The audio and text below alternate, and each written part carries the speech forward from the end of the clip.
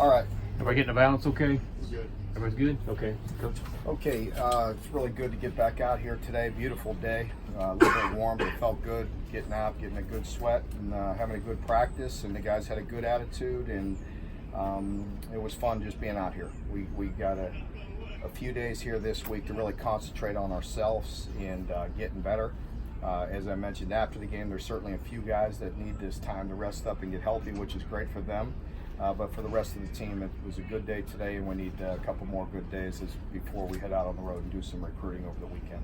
So, when you do your self-scout during this bye week, what are some of the trends that have really jumped out that you need to change right away? well, I don't necessarily know if I want to get into all that exactly, but we look at a lot of things. We look at what we're calling, defensively, what we're calling in situations, depending on the down and distance, whether we're giving them split safeties, one high, what coverages we're doing offensively. They look at all the formations and if there's tendencies and things of that nature, and we do look at all those things and try to make sure we're trying to change things up here as we move into the next several games. So looks like Lynn's wearing There's a lot to look at. Looks like Lynn's wearing red jersey. Is he in the quarterback room full time now? He's in the quarterback room right now. Yeah, for a few days here, he will be, but he'll need to stay in tune to the wide receiver position as well. But the nice thing about the quarterback position for him is we were talking about it, the quarterback coach and Darren can teach him, what we're doing. Maybe it's a good way for him to learn sometimes. Sometimes you got to trick them. You said that you wanted to kind of work in some of those younger guys that you think might be able to help you in the second half of the season. Have you kind of identified who those guys are? I don't want to mention names. I mean, all those guys we need to look at. We practiced them all today, all the red shirts, and worked with them, and they got reps with everybody else. So we'll do that most of this week. I know the playbook has been the issue with Amani, obviously, coming from high school. Are you to the point yet where you need to develop a package that he's comfortable with in case, or is that still not down that far list of options? No, not quite yet. I mean, he is getting reps out there today, as I mentioned, with all the red shirts, and continuing to work with all those guys. But with Sawyer, Sawyer will be back. And with Walker, with Lynn, those are the options right now. Mark, the only one who gets more criticism after a couple of tough losses, other than the head coach, is your offensive coordinator. Why do you think Eddie is so polarizing? People seem to either love him or hate him. I think that goes with the position. It really does. I could remember back to winning a national championship, and one of my good buds, Rob Jasinski, was the offensive coordinator, and down in Miami, and him just getting brutalized. I'm like, I would not want to defend our offense, but it just goes with the territory. That's that's part of it. With my job and his job, and anytime you're coaching or you're in the public like that, that's okay. People are entitled to their opinions, and we don't take offense to it.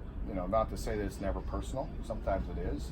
It gets to us, but you can't listen to any of that. If you let that affect us, then you're going to have a short career. So your relationship with him is strong right now. Oh, absolutely it is. Just a year ago, I think it was, or less than a year ago, was fending off some of the top 5 teams in the country to hire him. So believe me, I'm very comfortable with him. Are we all happy? All of us want to get better. We're not happy with where we're at. It is what it is.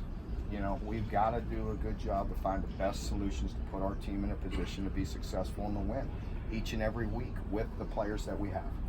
And so we'll do that. The defensive backs, they made some kind of youthful mistakes in the first few games of the year. Have you seen them grow and learn from them? I have, and it just, it stinks. We talked about in preseason. I knew we were going to go through some mistakes, and the inexperience is going to show up. It just does. I've done this for a long time, and with my eyes, everywhere as been a head coach, but it's always fixed on the defensive backs. And I knew we were going to go through these issues, and it's been difficult. But they have grown, and they have gotten better, and are stepping up and competing, and they're going to get better through the second half of this season as well. Jordan Griffin, what's the status on him since he didn't play over the weekend? Yeah, it didn't help us not having Jordan. You go with without Devontae and now without Jordan, those are the 2 most experienced guys we have.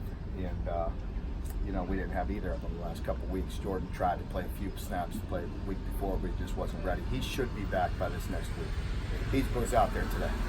Mark, the defense has given up some early scores in a lot of games, but settled in over the course of the game. Have you been able to identify anything that maybe? Well, I don't know.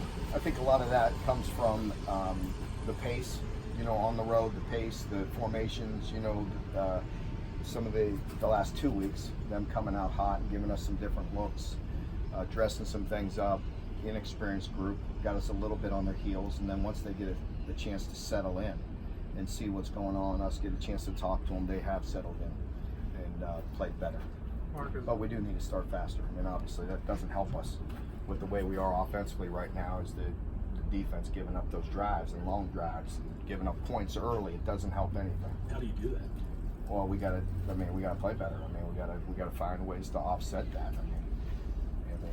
I don't know if there's any one answer I can give you. We gotta play better and put them in a position to be successful. All of us gotta try to anticipate some of the, you know, the flow of that game. And we knew that going into it. I was really actually very pleased with the way our guys handled it. If you go back and watch them, South Carolina, when they played at home with the new quarterback against Alabama, now they had them running all over the place, and our guys really did settle in and pick that up pretty well, to be honest with you. Is Isaiah any closer to? He was running around today. Today was the first day he was able to start making cuts. So how fast that comes, I'm not sure. But he was progressing. Today was the date they had in mind where he would progress to the second phase of that recovery. He's been running treadmill, running straight ahead. Started running in some cuts today, so we'll see how his foot responds to that, I guess. With them having a red shirt available, is it too far to speculate if you can still use that this year, or do you still plan on him? I'm still planning on using them, but you know, yeah, we'll see how it responds. When you look at the situation that played out the last few weeks on third down, you know, and late in the Florida game the last 2 weeks, how do you, is it when you look at those